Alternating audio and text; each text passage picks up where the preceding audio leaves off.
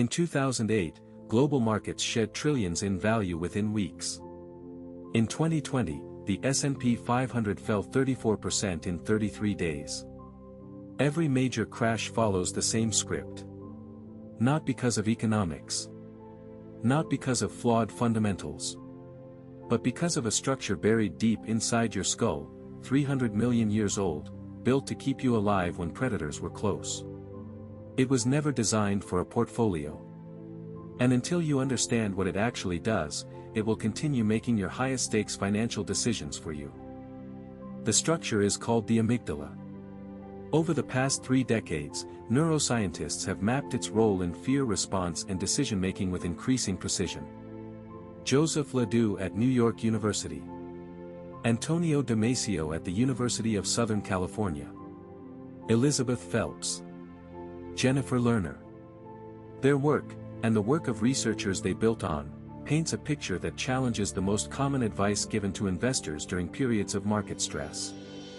Not because the advice is ill-intentioned, but because it misunderstands the mechanism it is trying to address. This video covers 4 things. First, the actual neuroscience of what happens inside the brain during acute financial fear, the mechanism, not the metaphor. Second, what specific studies found, and what those studies actually claim, as distinct from how they are often summarized. Third, why conventional advice fails, not because rational thinking is irrelevant, but because the biology does not respond to intentions the way people assume. And fourth, a framework derived directly from the research that evidence suggests can interrupt the process, not eliminate it, but interrupt it. No motivational language. No reassurances. Just the evidence, as clearly as it can be stated. Let us start with the structure itself.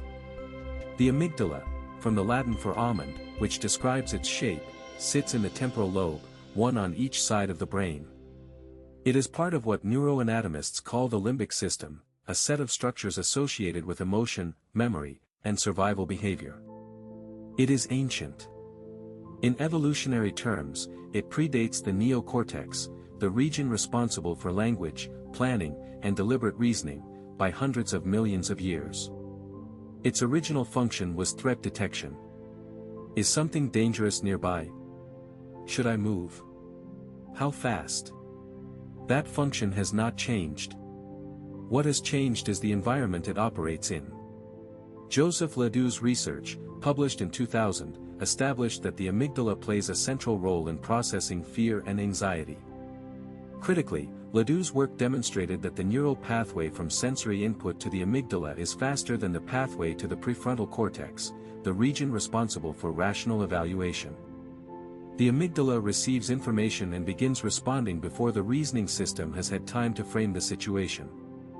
This is not a design flaw. It is a feature, one that evolved in an environment where the cost of a false negative, failing to treat a stick as a snake, was death. In a financial environment, that speed advantage becomes a liability.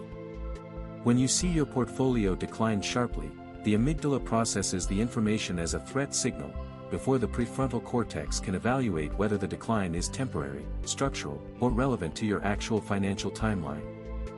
The impulse to act arrives before the analysis does. Antonio Damasio's work, published in 2004, took this further.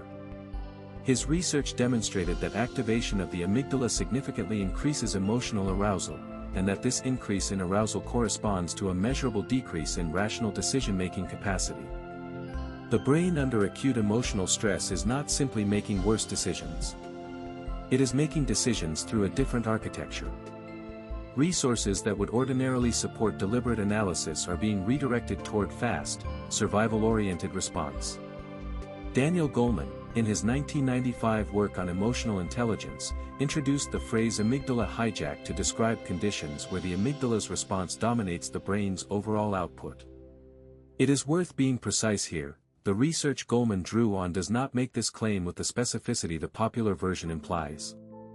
But the underlying neuroscience, that there is a genuine competition between emotional and rational processing systems, and that under sufficient stress, emotional processing can suppress deliberate reasoning, is well supported across multiple lines of evidence. The hijack framing is imprecise. The phenomenon it points toward is real.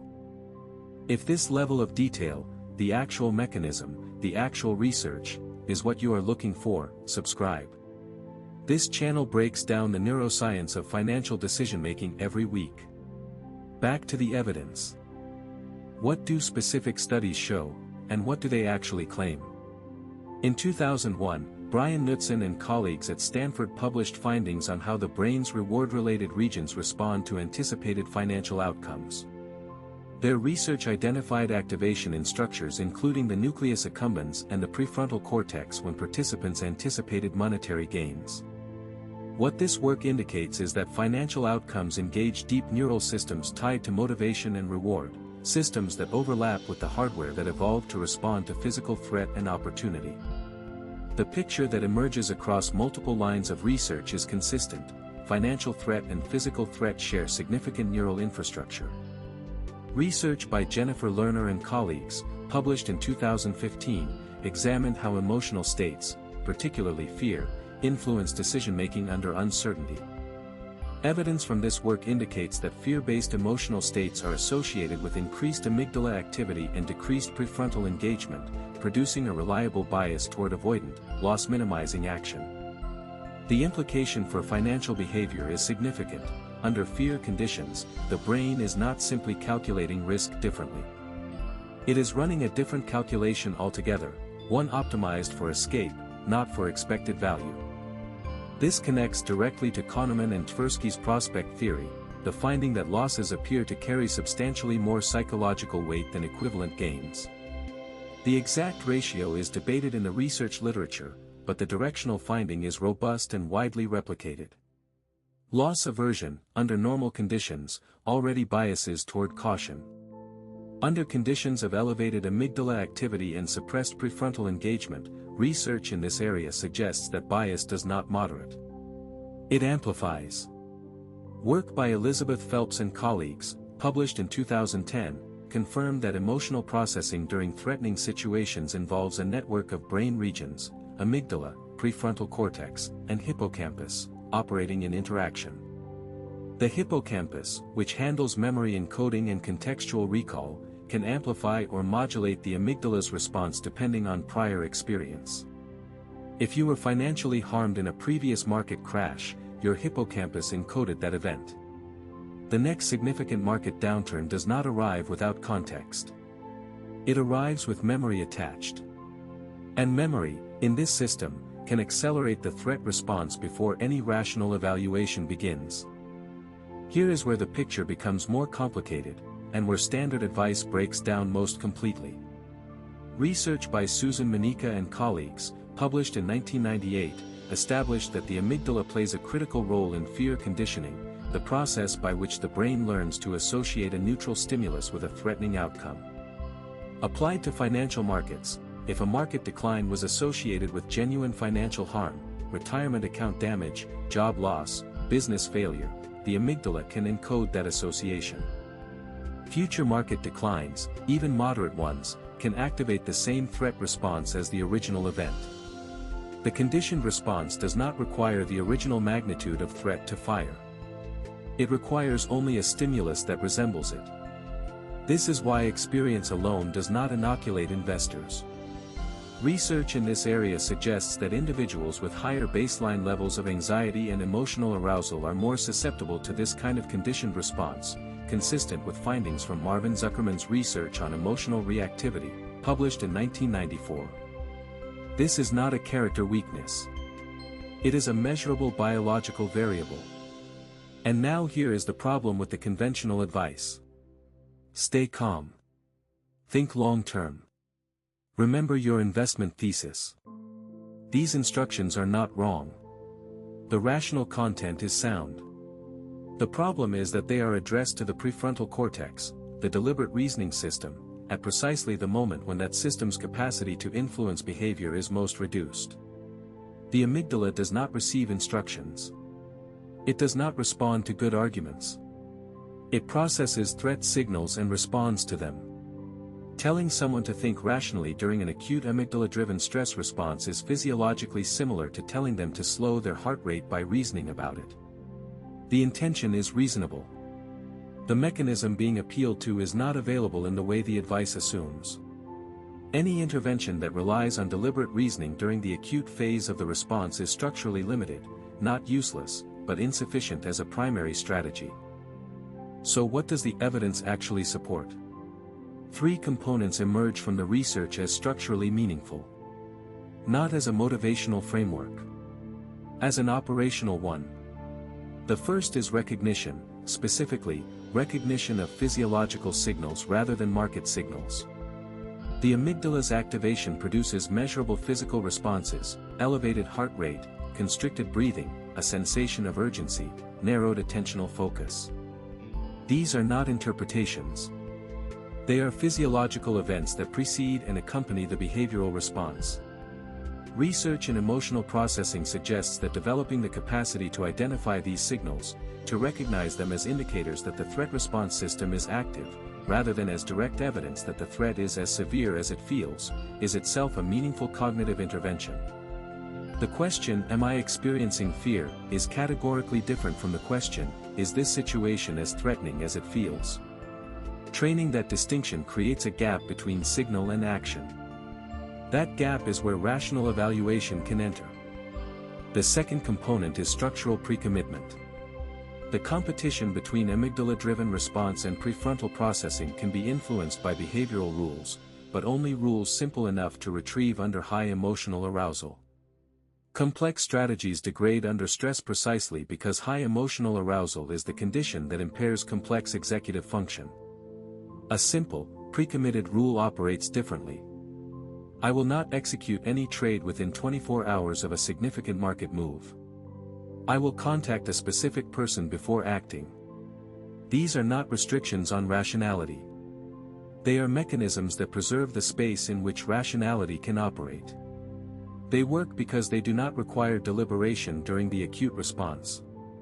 They require only retrieval, a far simpler cognitive operation. The third component involves targeted mindfulness practice, not in the popular sense, but in the precise sense that the research supports. Work by Michael Mrazek and colleagues, published in 2013, found that mindfulness training reduces symptoms of anxiety.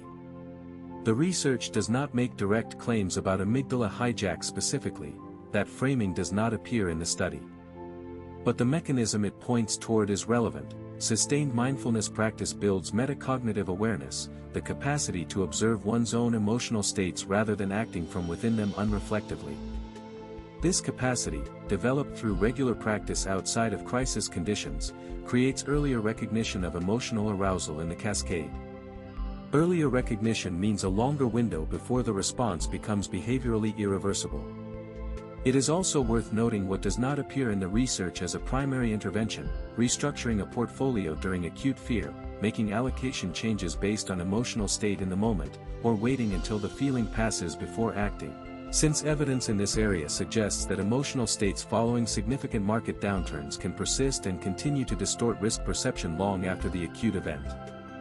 The portfolio that felt appropriate before the decline often does not feel appropriate during it, not because the portfolio's actual risk profile changed, but because the perceiver has.